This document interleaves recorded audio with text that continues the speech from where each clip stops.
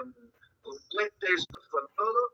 Es cierto que en murmullos hay gente que dice que están celebrando como aquel título de película de Cine de Oro, Viva la Desgracia. ¿Qué es lo que estamos celebrando? Gilberto, muy buenos días. Hola Gilberto, buenos días. Buenos días. Gracias. Gracias por la invitación. Nada más 2 rectificaciones. Mi nombre es Gilfredo, no Gilberto. Gilfredo Verdugo Corral. Sí, Gilfredo, perdón. Y segundo, el programa se llama Voz Obrera y con su apellido principal, Comunista. Voz Obrera Comunista. Ah, perfecto. No, es que el apellido pesa, ¿eh? Sí, claro. Una radio de izquierda, Radio Tiene Libertad, ¿cómo deben de ser los radios comunitarios? Perfecto. Gil, sí. ¿hay algo que celebrar? El día de ayer el Senado aprobó la reforma laboral. ¿Hay algo que debiéramos de celebrar el día de hoy? Bueno, a mí me recordó la película aquella de Pedro Infante que decía, viva mi desgracia. Exacto. No, pues no hay nada que celebrar, simplemente que más bien va a adormecer más a la masa trabajadora, porque precisamente se trata de de mojar la pólvora para que no se haga efectiva la aspiración de la clase obrera, que es descansar 2 días, claro, y trabajar 40 horas, pero bajo el esquema de 2 días de descanso, 5 días de trabajo de 8 horas por 2 de descanso. Muy bien, Gil. Entonces empecemos desde ese principio. ¿Cómo quedó esta reforma laboral? ¿A qué nos vamos a enfrentar los trabajadores a partir de su aprobación y aplicación en México? Miren, de por sí, si se hubiera acordado o vamos a decir, hecho lo que propuso la exdiputada de Morena, Susana Prieto Terrazas, en el dictamen del 2023, que claramente decía la reforma constitucional que se proponía en aquel famoso dictamen era 5 días de trabajo por 2 de descanso, si aún así iba a ser difícil la regulación y aplicación generalizada, imagínense ahora cuando bajo este esquema, va a estar peor. Entonces, nosotros no tenemos que bajar la guardia, o sea, la parte más consciente de la clase obrera, pues estamos al pendiente, o sea, seguimos en nuestra misma exigencia, en nuestra misma lucha, y en el sentido de que se debe aplicar con 2 días de descanso. Eso tenemos que seguirlo, vamos a decir, pregonando, agitando, propagandeando, y ya en la práctica, pues la clase obrera pues tiene que pelear en terreno que sea así, precisamente, en los sindicatos, en los centros de trabajo, pero claro que si hubiera sido ya por ley, hubiera evitado mucho esfuerzo, mucho sacrificio de la clase obrera para finalmente conquistar la semana de 40 horas en 5 días por dos de descanso. Ya, este es un tema fundamental, ¿no? Es el tema, no solamente la reducción, sino que la reducción aplicada a los días de la semana. Entonces, esto no implica un descanso de 2 días como se pretendía y como sería en realidad útil para los trabajadores, ¿no? Exactamente, y nosotros estábamos pensando que íbamos a batallar con este tema de la gradualidad, que también es una cosa muy negativa, porque los señores capitalistas de la burguesía nacional mexicana tuvieron desde 1935 para aplicar esa gradualidad, que fue la primera vez que la Organización Internacional del Trabajo estableció como una recomendación para los países el establecimiento de la semana de 40 horas. De hecho, es uno de los primeros convenios de la OIT que dice de la semana de 40 horas y recomendaba desde entonces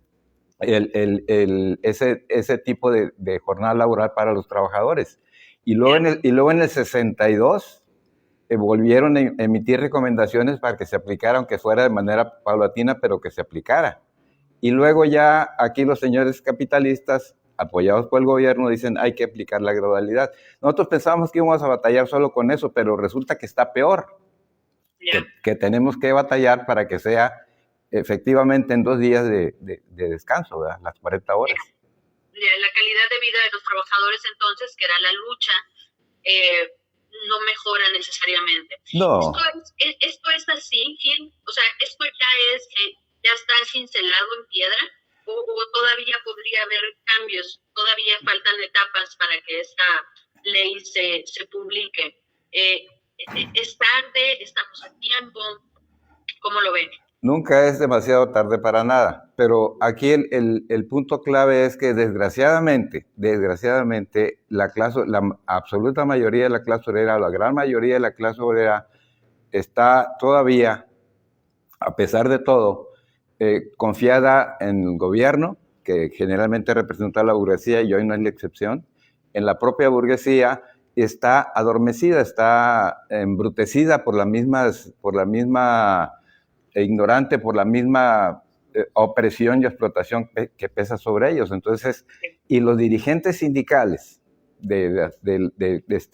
principalmente, por ejemplo, los del sindicato minero con Napoleón Gómez Urrutia, Hernández Juárez, etcétera, todos ellos, y los de la CTM, etcétera, todos ellos, en vez de hacer una amplia movilización de la clase obrera, simplemente hacen perdóname la expresión, un pinche mitincito ahí fuera del Senado para oponerse a este atentado contra la clase obrera, a este golpe de Estado de los diputados y senadores que van a hacer en contra de la clase obrera. Entonces, lo que se requiere es una gran movilización de la clase obrera para eso.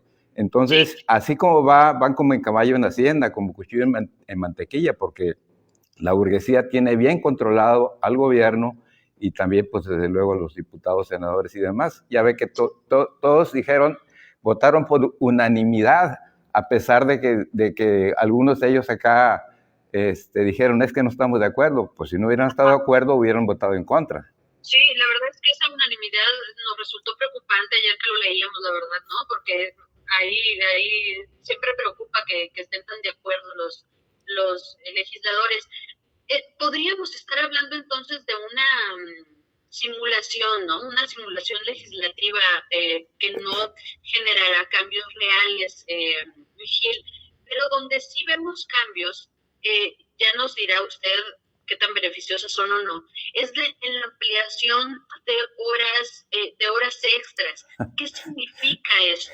Pues, ¿Y a quién beneficia esta ampliación de horas extras? Bueno, nosotros acá como realistas, comunistas y miembros de un partido obrero comunista, como es el Partido Obrero Rojo Comunista de México, nosotros estamos absolutamente en contra del tiempo extra, que así es como establece la Constitución. Por ejemplo, el artículo 123 constitucional establece que la jornada máxima será de 8 horas, ¿cierto?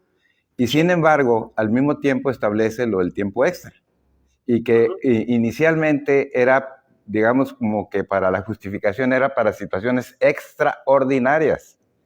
Y resulta que aquí en México es una cosa ordinaria lo extraordinario. De tal manera que ese tiempo extraordinario en realidad es una jornada ordinaria basada en salarios muy baratos. Entonces, si así como estaba de 9 horas y luego las siguientes que se pagan doble y luego las siguientes que se pagan triple, estaba mal, ahora imagínense ahora que ahora son 4 horas diarias por 3 veces a la semana, 12 horas, más las que se acumulen. Entonces, absolutamente esa es una regresión, aunque para nosotros hubiera sido mejor la desaparición de las horas extras, que se puede evitar si los salarios son altos, porque también ese otro pendiente tendríamos. Una vez que establecida la semana de 40 horas, tendríamos que pugnar por salarios más altos, precisamente para que el trabajador no hiciera horas extras, porque se ve obligado a hacer horas extras por la cuestión de que no le alcanza el jornal semanal. Sí. Entonces está peor. Y luego hay otra. En la segunda tanda está el concepto de definición de lo que es una jornada laboral, que eso es sumamente regresivo. O sea, son francamente una cosa muy negativa para la clase obrera, aprovechando el gobierno, aprovechando la 4T, Morena y demás hierbas, aprovechando precisamente la confianza que le depositó la clase obrera, porque la mayoría de los votos que obtuvo la señora Sheinbaum, la presidenta Sheinbaum, fueron de la clase obrera. Y para nosotros es claramente una traición a esa confianza de la clase obrera. a la clase obrera. Sí, Fredo, varias cosas que quisiera comentarle para que usted nos dé su opinión. En primer lugar, cuando ingresa a la 4T, esto hace 7 años, hay precisamente un voto de confianza que la clase obrera le brinda a un gobierno que algunos tachan de izquierda, que otros dirán por lo menos es progresista. Y por lo tanto, con un lema además de por el bien de todos, primero los pobres, hay una serie de expectativas que uno se genera en la cabeza como ciudadano y como votante. Entonces se le da este voto de confianza que tiene sus claroscuros. Digamos que uno de los claros más importantes, más notorios, más lucidores, es el aumento significativo del salario mínimo, el cual estaba altamente castigado en nuestro país. Se va dando un aumento gradual que incluso después se plasma en la Constitución, un aumento siempre por encima de la inflación. Hubo aumentos muy significativos de recuperación del salario mínimo. Luego se habla de tener la carestía de la canasta básica, o sea, una serie de cosas que nos dan señales de que no vamos por mal rumbo, sino que vamos por el camino correcto. Luego se anuncia una posible reforma laboral que apunta a la reducción de la jornada de 48 a 40 horas, como muchos países en el mundo lo tienen desde hace años, por estos ordenamientos de la OIT, y entonces nos vuelve a dar una esperanza y nos vuelve a generar expectativas. El resultado de esta reforma laboral, insistimos, a nosotros nos da desconfianza que se haya votado por la unanimidad. O sea, todos los legisladores, Morena, PRI, el que usted guste, votaron en conjunto por algo. Y sabemos los intereses que se ponen los legisladores, entonces decimos, uy, si a ellos les gustó, quiere decir que a mí no me va a gustar. Es lo primero, sin entenderle. Y disculpen, señores políticos, la desconfianza, pero lo conocemos desde hace muchos años. Y entonces empiezan a salir los prietitos en el arroz, como se dice, creo que se ha dicho de dos usar, por cierto. Y empezamos a ver que esta reducción va a ser gradual en muchos años, en 4 años. Pero además, esta reducción será reducción o no, porque está la posibilidad de las horas extras que se aumenten. Nos habían anunciado que íbamos a tener 2 días de descanso, resulta que no, que nos autorizan o no queda plasmado en la ley un segundo día de manera obligatoria, y esto pues no le da libertad de movilidad y de esparcimiento al obrero. Después de toda esta oposición, surge una nota, y con esto concluyo, disculpe la ampliación, pero me gustaría darle todo ese contexto para que usted nos diga punto de vista. Nos dice que el día de hoy, en nota periodística, Giovanna Bañuelos de la Torre, presidenta de la Comisión de Trabajo y Previsión Social, nos dice que una vez que entre en vigor la reforma constitucional, se va a arrancar con la reforma a la Ley Federal del Trabajo, en donde sí vamos a poder plasmar muchas de las inquietudes que escuchamos en el debate en el Pleno. La reforma constitucional no puede contener todo el texto, la regulación y la operatividad, pero en la ley secundaria tenemos esa enorme responsabilidad, dice la legisladora en una entrevista que le da el periódico El Economista, y a mí me parece que esta declaración es como patear el bote. Hay oposición, hay reclamo, hay enojo el día de hoy por la clase obrera, se lo dicen de frente a los legisladores que aprobaron esta iniciativa que nos parece que simula muchas cosas, y lo que hace la legisladora es detengan las protestas, detengan su enojo, porque les damos una nueva esperanza. Viene una nueva legislación en donde sí les vamos a cumplir en las cosas en las que ustedes están en desacuerdo. ¿Le parece a usted una declaración responsable? ¿Le parece que esto nos debe de dar esperanza? ¿O piensa como nosotros que es un poco patear el voto para diluir la protesta? Miren, absolutamente es más bien es una total desconfianza y es claramente una farsa, la continuación de la farsa para terminar de fregar a la clase obrera. Pero déjeme decirle algo antes, dentro del contexto que usted explicó.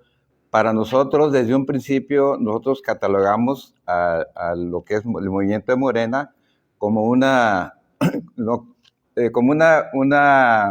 vamos a decir, como un movimiento nacional burgués. O sea, no, para nosotros de ninguna manera, en ningún momento representó una esperanza para la clase obrera y el pueblo de México. De ningún momento. ¿No? De hecho, nosotros preveímos todo lo que está pasando.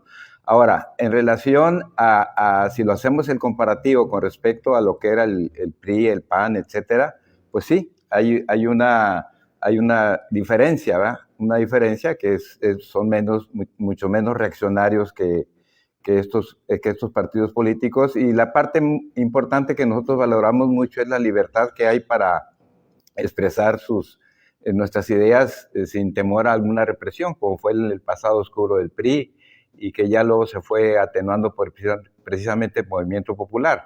Pero de ahí a tenerle confianza como una esperanza para la clase obrera, pues absolutamente de ninguna manera. Hay cosas, por ejemplo, el tema del salario mínimo, que efectivamente sí hubo una recuperación, digamos, bastante importante, pero desde nuestro punto de vista, el salario mínimo debe ser por lo menos el triple de lo que está ahorita establecido, y que es la meta de la señora presidenta, creo que 2,5 canastas, canasta básica. Nosotros nos basamos mucho en lo que realmente necesita el pueblo trabajador, y no en lo que la burguesía puede o quiere dar. Y lo que necesita la clase obrera para vivir decorosamente con un salario mínimo general es de 7,500 pesos por semana, para lo mínimo, para lo básico. Entonces, para nosotros sí representa un alivio para la clase obrera eso del aumento salarial, pero no en la cantidad ni con la velocidad suficiente que requiere el pueblo trabajador, y sobre todo que el desarrollo de las fuerzas productivas aquí en México pueden dar eso y más. Estamos hablando que la reducción de la reducción de la jornada laboral podía haberse hecho sin absolutamente ningún problema, ya de manera inmediata, porque es nuestro otro reclamo de que sea de manera inmediata. Podía haberse hecho sin grandes problemas de devastación de la economía, que son esos argumentos que tiene o que dio la patronal y que dio el gobierno, etcétera, son argumentos que ya nosotros podemos escuchar muy bien en el libro del Capital, que lo escribió Carlos Marx, como usted sabrá, Carlos Marx y Federico Engels, y ahí en el primer tomo, en el capítulo 8, viene un amplio estudio sobre la jornada laboral y documenta cómo la clase obrera paso a paso fue luchando por la reducción de la jornada laboral, primero por 12 horas, luego por 10 horas, etcétera. Y si uno lee ese capítulo, nomás como que lean ese capítulo, que no se requiere más para comprenderlo, el capítulo 8 del primer tomo, del primer volumen, encontramos exactamente, en 1862, encontramos exactamente la misma argumentación de los patrones, el mismo lloriqueo de los patrones, la misma política de los políticos de la burguesía, etcétera. Entonces, y bueno, me faltó decir que también una cosa buena ¿cómo se llama?, de la 4T fue la tarjeta del bienestar, que sí es una manera de resarcir la deuda histórica que tienen con la clase obrera, porque si la clase obrera, el pueblo trabajador, necesita esa pensión, es por las omisiones de los capitalistas a lo largo de décadas en el tema de la seguridad social. Entonces, eso está muy bien. De hecho, es una buena parte de los votos que cosechó la presidenta actual.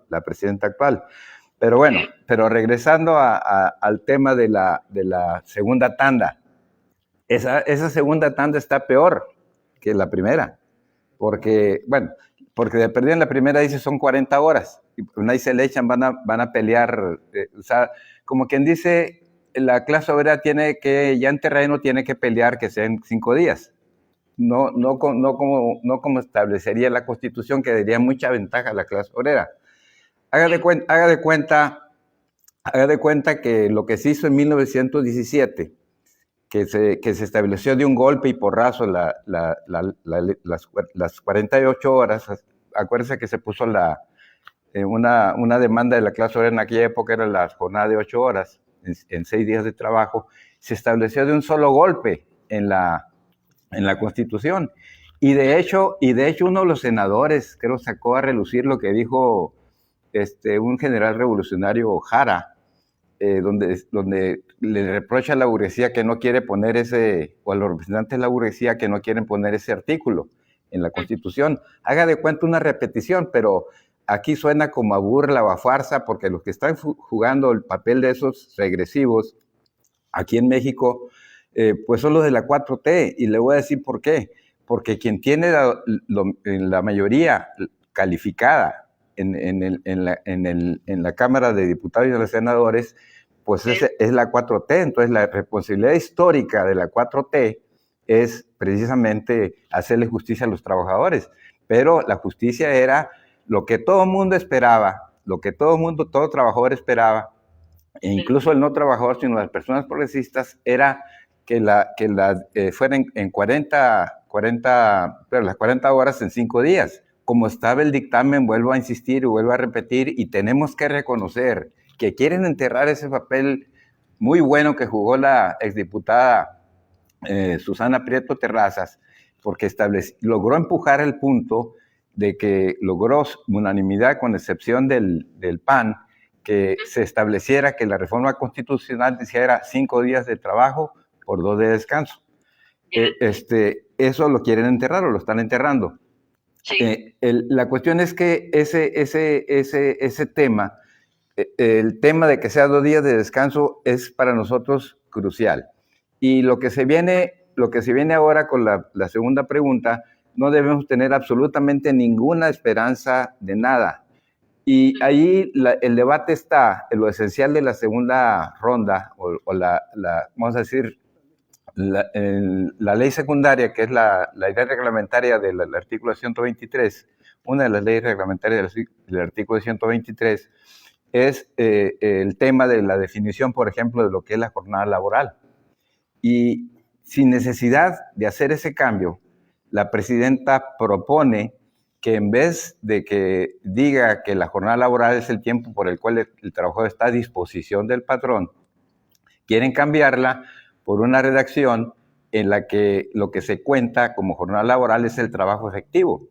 Entonces, eso da pie o va a dar más pie a los capitalistas para hacer de agua, por ejemplo, la media hora de descanso a la hora de la comida. Van a legalizar lo que ahorita está ilegal, que es que la media hora de trabajo en muchas empresas no se considera parte de la jornada laboral. Entonces, ahora con eso, van a decir, si el tiempo de trabajo, la jornada laboral se define como el tiempo en el cual el trabajador efectivamente trabaja, pues hagan de cuenta pues, que esa media hora o esa hora de comida no forma parte de la jornada laboral.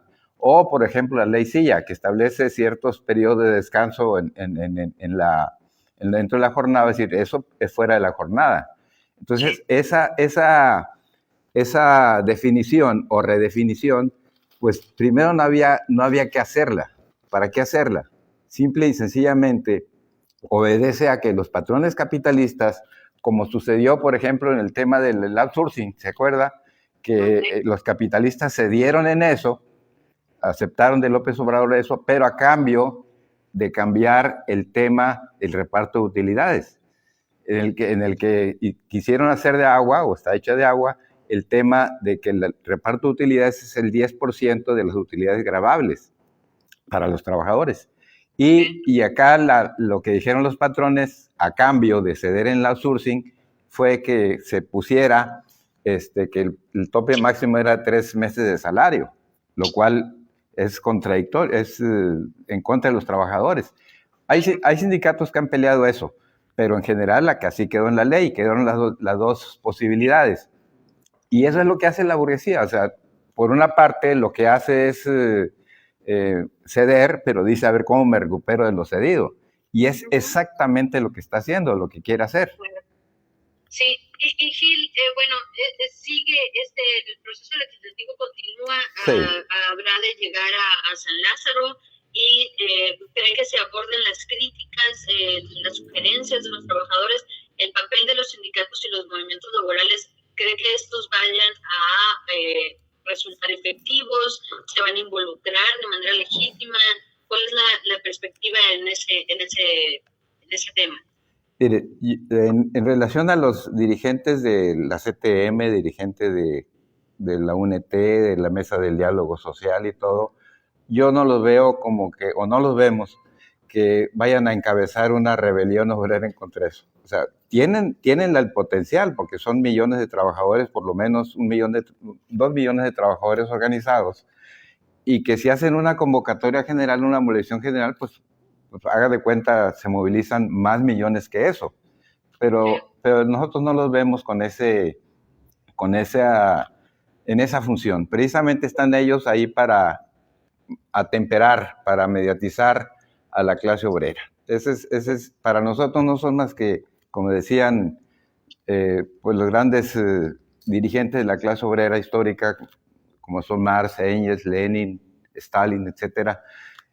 Los dirigentes obreros sindicales tipo tradeunionistas sindicalistas son agentes de la burguesía en el movimiento obrero. Así lo catalogamos nosotros y lo vemos difícil que ellos hagan algo. Lo que sí, eso no significa que no debamos hacer algo y que no debamos presionarlos a que hagan algo.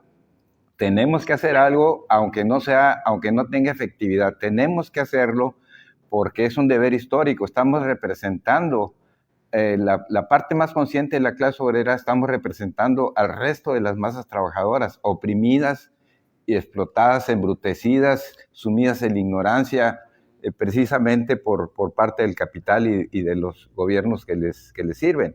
Entonces, nosotros tenemos que hacer pues seguir haciendo una intensa propaganda en ese sentido. Nosotros mismos hemos hecho propaganda aquí en la ciudad. Efectivamente no encontramos eco entre la clase obrera por lo mismo adormecida que está. Pero eso no significa que no debamos de seguir haciendo nosotros esa tarea, porque precisamente quienes más requieren del esclarecimiento de las cosas son precisamente estas masas explotadas y oprimidas, y que pues tenemos que hacer pues como dicen, un despertar de esta clase obrera. Entonces, nosotros no esperamos nada bueno de los dirigentes sindicales, no esperamos nada bueno del gobierno. De hecho, la presidenta Sheinbaum, en realidad, con esta iniciativa que presentó, que para empezar, nomás para empezar, la presentó en la Cámara de Senadores y no en la Cámara de Diputados, cuando todo el mundo esperaría que presentara la iniciativa ahí, porque la Cámara de Diputados era la Cámara donde más se había estado masticando este tema, donde más se había debatido, y la presenta en la Cámara de Senadores, la presidenta. Bueno, para nosotros, y luego ya que la presenta en la forma en que la presentó, pues imagínense. Pero bueno, para nosotros es vuelvo a repetir, una traición hacia la confianza de la clase obrera, de la parte de la clase obrera en forma mayoritaria o abrumadora, como nunca se había visto en la historia, que votó por ella. Para nosotros es una vil traición. Claro, Gilberto, te agradecemos muchísimo esta primer plática sobre la reforma a la ley del trabajo. Platicamos, si te parece, la próxima semana, seguimos ampliando sobre todo en algo que sea cuáles son los esquemas de lucha, cuáles son los caminos que quedan hoy después de esta iniciativa. Seguimos abordando las imperfecciones de la ley y todo el proceso legislativo y demás. Te agradecemos muchísimo, le agradecemos a Mediodía y Libertad, le mandamos el abrazo siempre cariñoso a esta radio hermana y muy admirada, allá en Monterrey, Nuevo León, y pues a toda la comunidad de Tierra y Libertad, que además de ser, pues la conocemos por la radio, pero es un barrio de lucha allá en Monterrey, Nuevo León. Muchas gracias por la invitación y al pendiente de su invitación, de la continuación de esta plática, que para nosotros es muy importante pues exponer nuestros puntos de vista, pues que consideramos que representan los intereses de la gran mayoría de la clase obrera y del pueblo trabajador en general. Muchísimas gracias. Buen día. Buen día. Próxima. Pues ahí está Gilberto Hugo de Radio Tierra Libertad. Así es, y nos vamos rápidamente con algo de música para hacer lo que tenemos que hablar.